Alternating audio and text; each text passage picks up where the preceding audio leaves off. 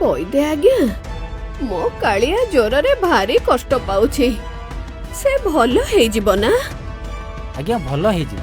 ଏଇ ନିଅନ୍ତୁ, ଏଇ ଔଷଧ ତାଙ୍କୁ ଖୁଆଇ ଦିଅନ୍ତୁ। କିଛି ସମୟ ଭିତରେ ତାଙ୍କ ଜ୍ୱର ଭଲ ହେଇଯିବ। ସେ ପର୍ଯ୍ୟନ୍ତ ଆମେ ବାହାରେ ଅପେକ୍ଷା କରୁଛୁ।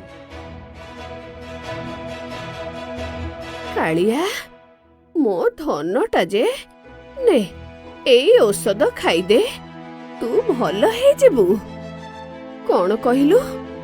ଏଇ ଔଷଧ ମୁଁ ଖାଇବି? ମୁଁ କଣ ପାଇଁ ଖାଇବି?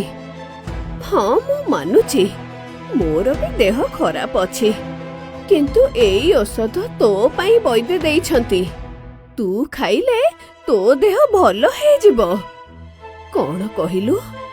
ମୁଁ ଏଇ ଔଷଧ ଖାଇଲେ ତୋ ଦେହ ଭଲ ହେଇଯିବ?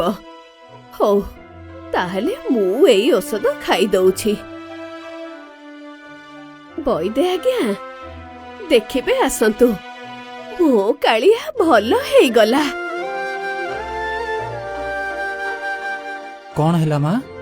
କଣ କହିଲ ତୁମେ? ଜ୍ୱର ଭଲ ହେଇଗଲା? ଆଲୋ ଆଲୋ, ବୈଦ୍ୟ ଆଜ୍ଞା, ତୁମେ କଣ କରୁଛ? ତୁମେ ମହାନ ମା, ତମେ ମହାନ। ଧନ୍ୟ ତୁମ ଭକ୍ତି, ଧନ୍ୟ ତୁମ ଭାବ। ଏ କଳି ଯୁଗରେ ଏମିତି ଭକ୍ତ ଅଛନ୍ତି ବୋଲି ମୁଁ ଜାଣିନଥିଲି ମା। ତୁମ ଭକ୍ତି ପାଇଁ କାଠ ବି ଦାରୁ ଦିଅଁ ପାଲଟି ଯାଇଛନ୍ତି।